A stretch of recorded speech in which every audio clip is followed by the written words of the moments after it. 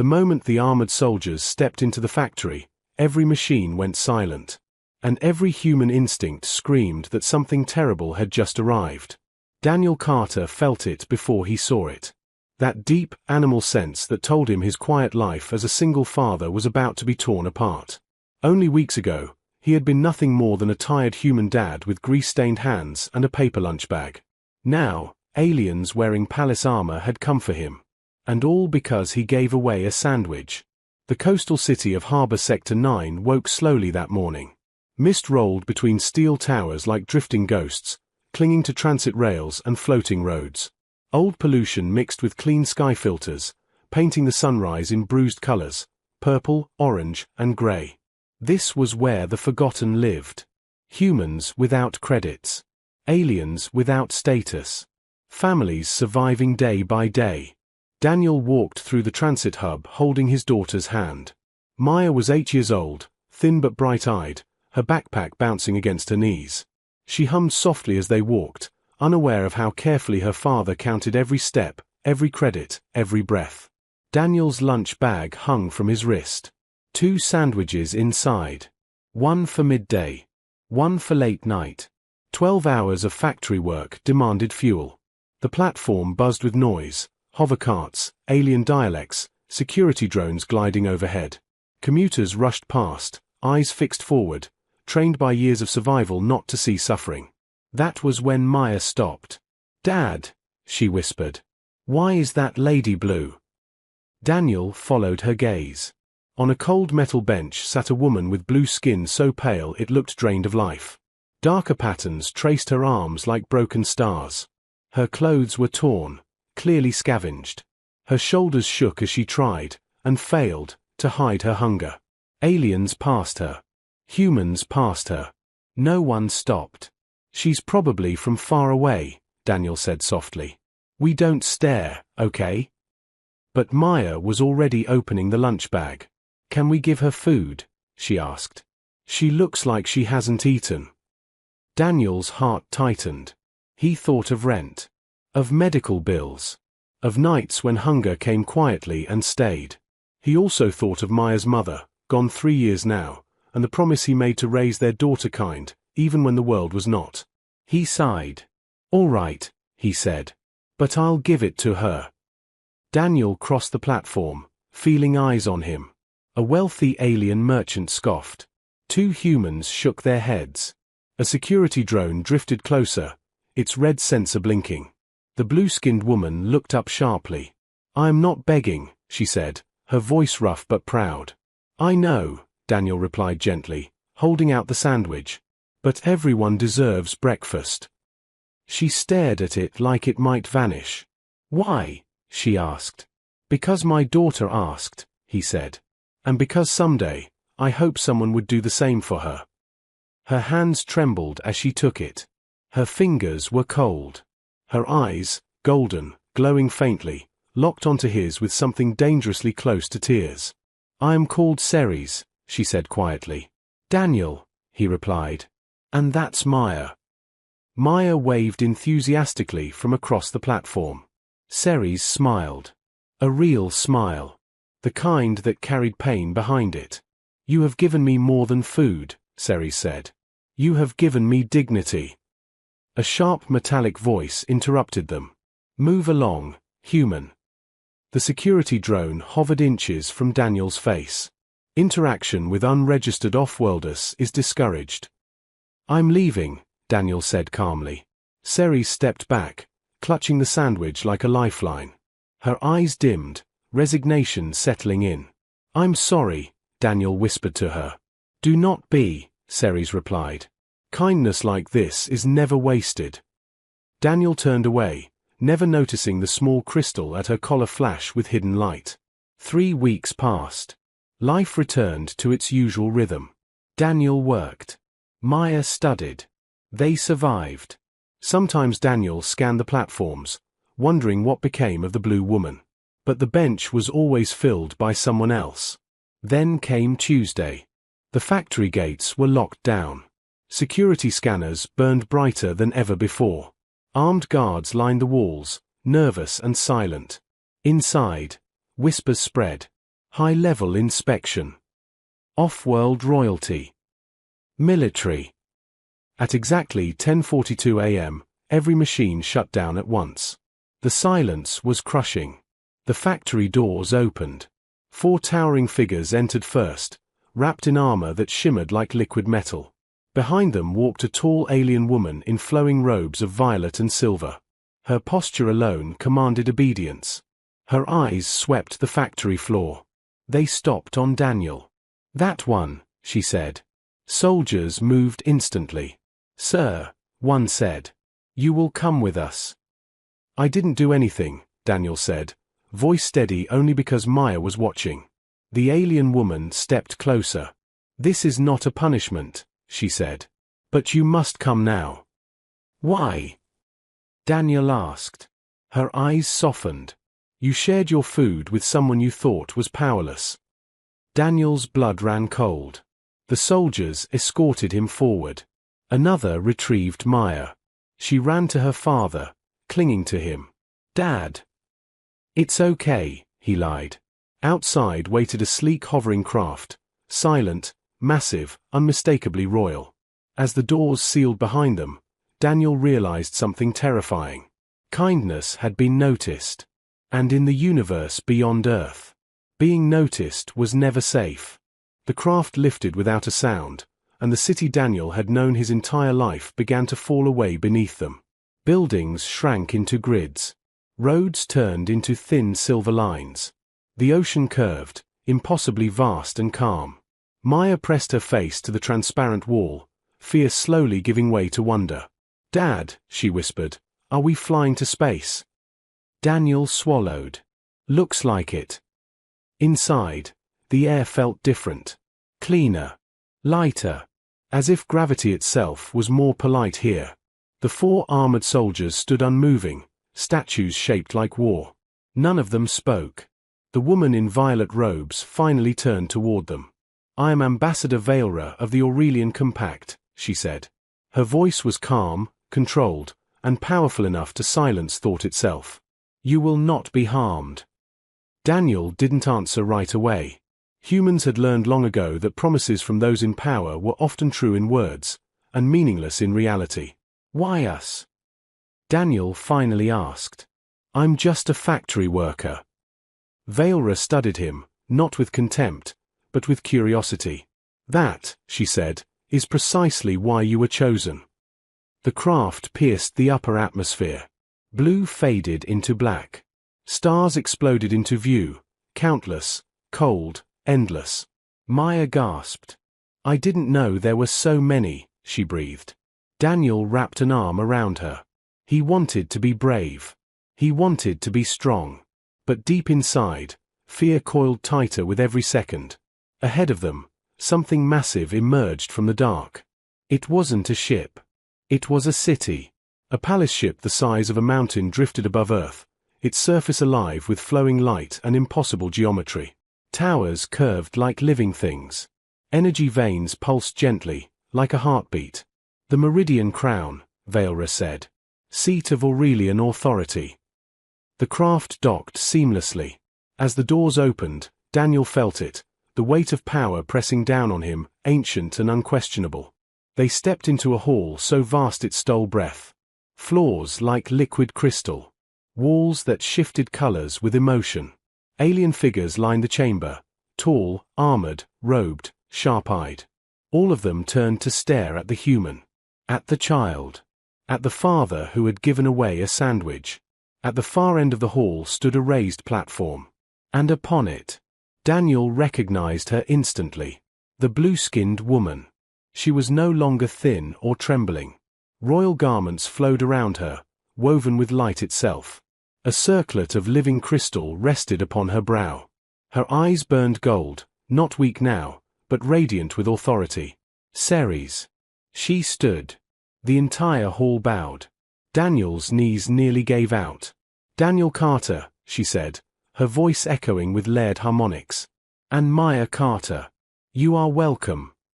Maya waved. The room froze. Whispers rippled like shockwaves. Daniel's heart nearly stopped. "I'm sorry," he blurted. I didn't know who you were. If I broke some law. Ceres descended the steps slowly, each footfall deliberate. You broke no law, she said. You fulfilled one. She stopped before them, then did something that stunned the entire palace. She bowed. Gasps filled the hall. Daniel stood frozen, mind screaming. You saw me starving, Ceres continued. You saw me ignored. And yet you shared what little you had. Not for reward. Not for praise. But because your child believed it was right. She looked at Maya and smiled warmly. You reminded me what I was searching for. Vailra stepped forward. Princess Ceres was sent to observe humanity, to decide whether your species should be elevated. Daniel stared. Elevated. Membership, Ceres said. In the compact. Access to technology, protection, trade, knowledge. The hall stirred with tension. But many oppose this, Ceres continued. They believe humans are too violent, too selfish, too immature. A heavy presence entered the chamber. A massive alien warrior strode forward, armored in black stone-like plating. His eyes glowed red. His presence felt like gravity itself. Compassion from one weak human proves nothing, he growled. Your kind wars with itself endlessly. Daniel felt anger spark. Ceres met the warrior's gaze without fear. This human represents a truth, she said. That even at the bottom, humanity chooses mercy. The warrior snorted. Then test him. Silence fell. Test me. Daniel asked. Yes, the warrior said. Let him face what others would break under. Maya squeezed Daniel's hand. Ceres looked conflicted. Then she nodded. Very well, she said. But know this, whatever happens next will not only judge this man. Her eyes swept the hall. It will judge all of humanity. The lights dimmed. The floor shifted. And Daniel Carter realized something far more terrifying than fear. Humanity's future was now standing on the shoulders of a single exhausted father. The floor beneath Daniel's feet dissolved into light. Maya cried out as the crystal surface rippled, then hardened again, no longer a palace hall, but something else entirely. The walls curved inward, forming a vast circular chamber. Symbols glowed faintly along the edges, alien and ancient. The audience was gone. Only Daniel, Maya, Princess Ceres, Ambassador Vailra, and the towering warlord remained. This chamber, Vailra said, is called the Chamber of Measure. Daniel's mouth felt dry. Measure of what? Truth, the warlord replied. Resolve. And worth. The air shifted. A low hum vibrated through Daniel's bones. Dad, Maya whispered, pressing closer. Daniel knelt instantly, placing both hands on her shoulders.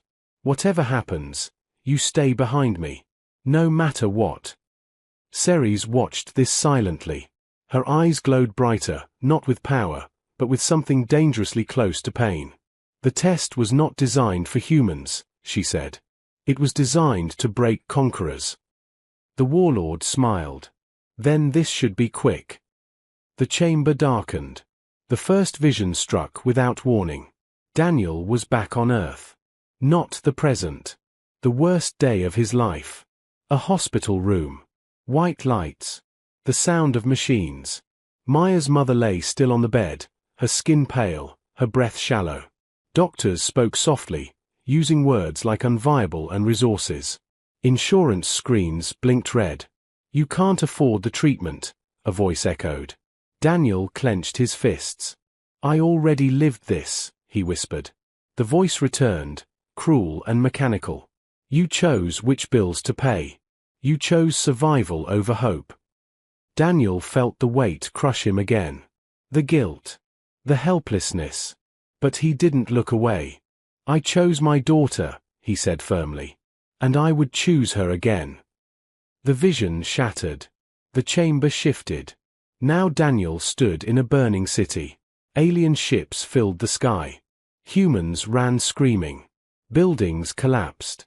Soldiers fired indiscriminately. A voice boomed overhead. "This is what your species brings to the stars." Maya sobbed. "Dad, please." Daniel held her tight.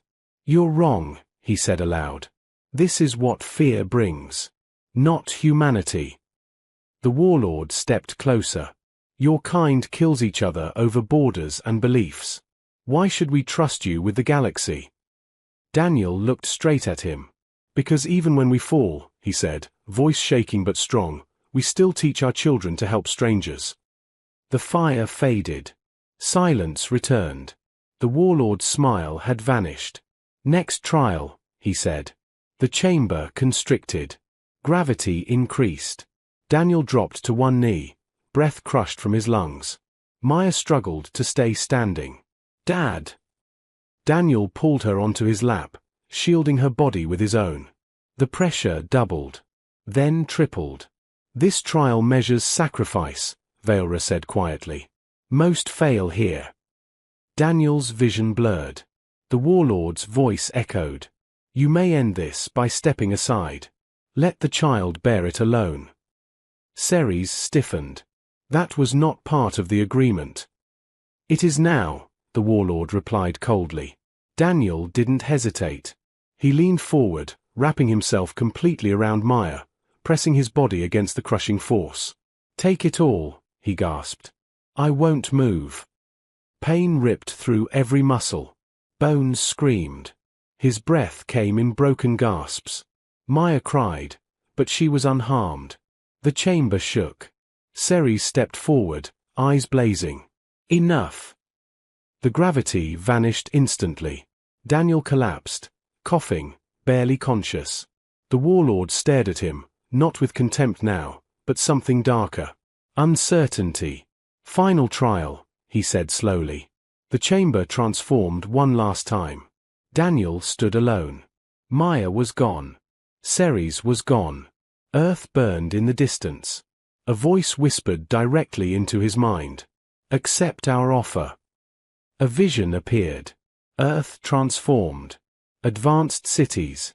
No hunger. No war. But humans stood beneath alien overseers. Safe. Controlled. Obedient. "You will be protected," the voice said. "In exchange, you will surrender autonomy." Daniel's heart pounded. No hunger. No suffering. No fear for Maya.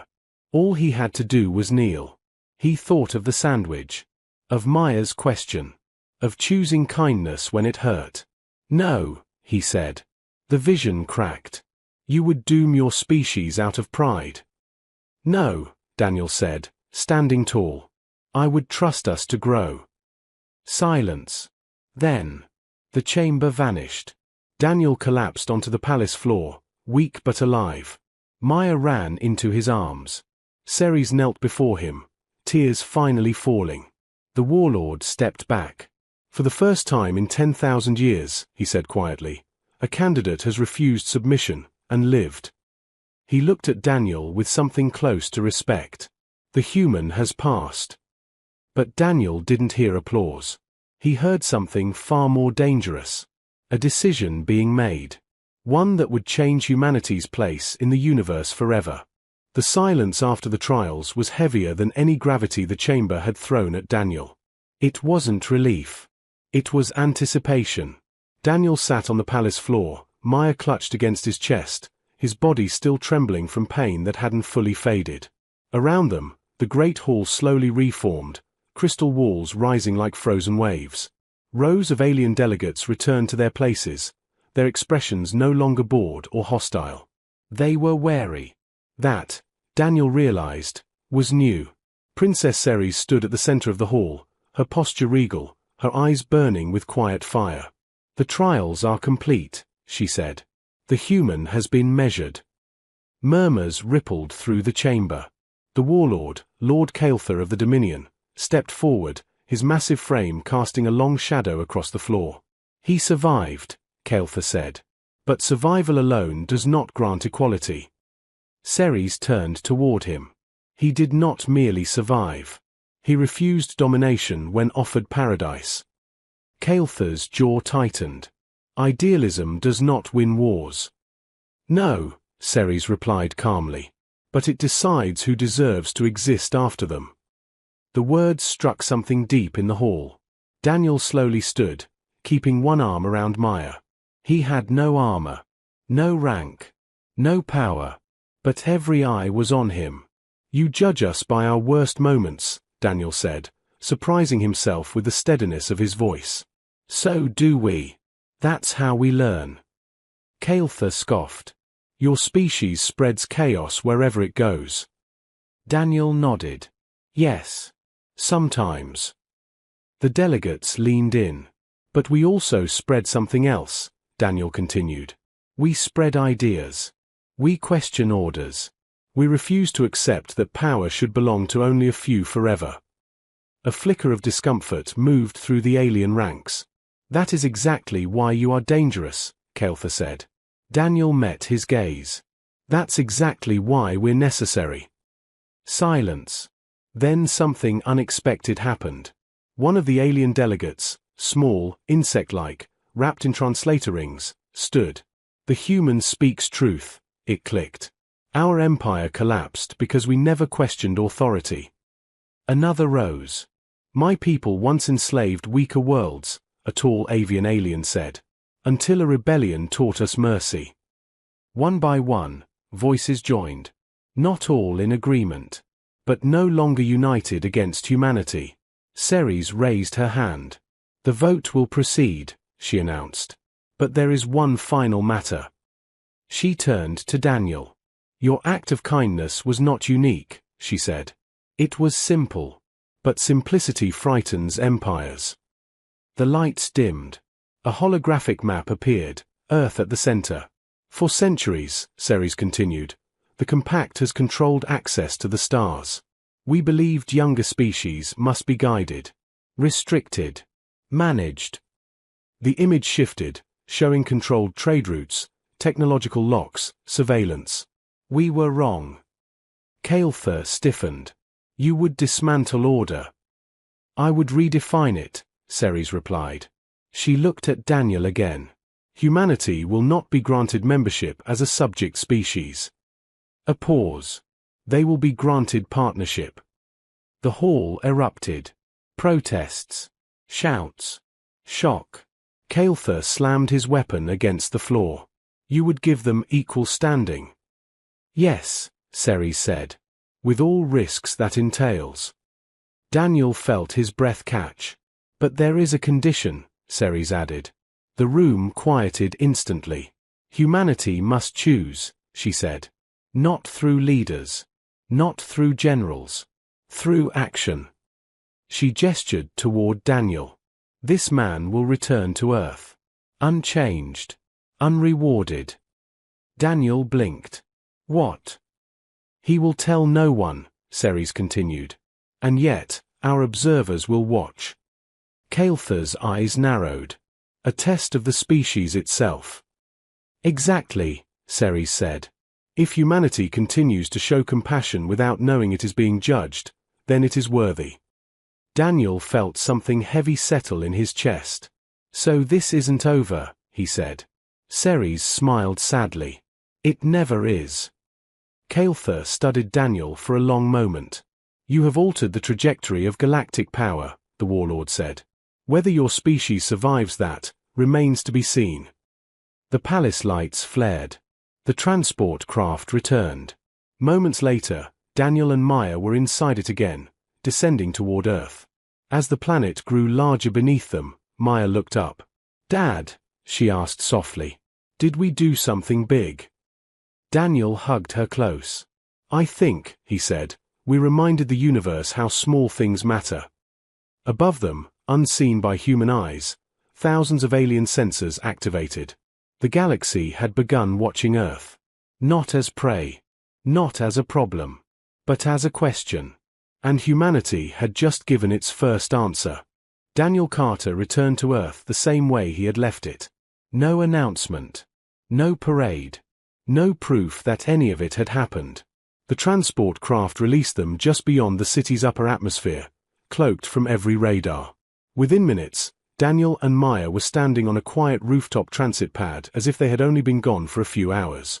The palace in the sky was already gone. Maya blinked at the familiar skyline. Dad, was it real? Daniel looked down at his hands. Still rough. Still scarred. It was, he said. But it wasn't meant to feel special. Life resumed. That was the strangest part. Daniel went back to the factory. The machines still hummed. The shifts were still long. The pay was still barely enough. But something had changed. Not in the sky. In people. The first sign came 3 days later. At the transit hub, a security drone hovered over a hungry off-world family. The usual warning tone activated. Then stopped. The drone adjusted its path and silently moved away. Daniel frowned but said nothing. A week later, a human woman offered food to a trembling alien child. No one laughed. No one sneered. Someone else joined her. Then another. The change wasn't loud. It was quiet. Invisible. Exactly the kind the galaxy feared most. Far above Earth, in a region of space where stars bent around ancient engines, the observers watched. Thousands of species. Millions of sensors. One young world under scrutiny. They do not know, one analyst murmured. They still choose compassion, another replied.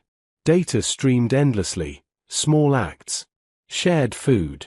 Defended strangers. Humans stepping between power and the powerless. Not perfect. Never perfect. But trying. Princess Ceres stood alone before the observation wall. They are not special because they are strong, she said softly. They are strong because they refuse to forget weakness. Behind her, Lord Kael'thas watched the feeds in silence. Children helping injured aliens. Workers shielding refugees during a riot. Humans arguing, failing, standing up again. They do not kneel, he said. No, Ceres replied. They stand. Even when afraid. Kael'thas exhaled slowly. The galaxy will not be ready. Ceres smiled faintly. Neither was humanity. On Earth, Daniel noticed the Watchers for the first time one rainy evening. A flicker in the clouds. A brief shimmer that vanished when he focused on it. He felt no fear. He packed 2 sandwiches the next morning. At the transit hub, a green-skinned alien elder sat alone, shivering. Maya tugged Daniel's sleeve. He smiled. They didn't hesitate. 3 months later, the signal went out. Not to governments. Not to militaries. To every listening species. Earth has been acknowledged. No ultimatum followed. No invasion. No demands. Only a single message, transmitted across known space. You are being watched, not for your power, but for your choices. Humanity didn't understand it at first. But the galaxy did. For the first time in recorded history, an emerging species had passed without conquest, submission, or war. They had passed by being human. Daniel never became famous. No one ever knew his name beyond his city. But sometimes, when Maya asked why people help strangers more now, Daniel would answer honestly. Because someone did it once, he said. And others remembered. Far above, Princess Ceres watched Earth rotate slowly in the dark. A single act, she whispered, can teach an empire humility. Lord Kael'thas nodded once. Let them rise carefully. The stars burned on. Humanity had not conquered the galaxy. It had done something far more dangerous. It had earned its respect.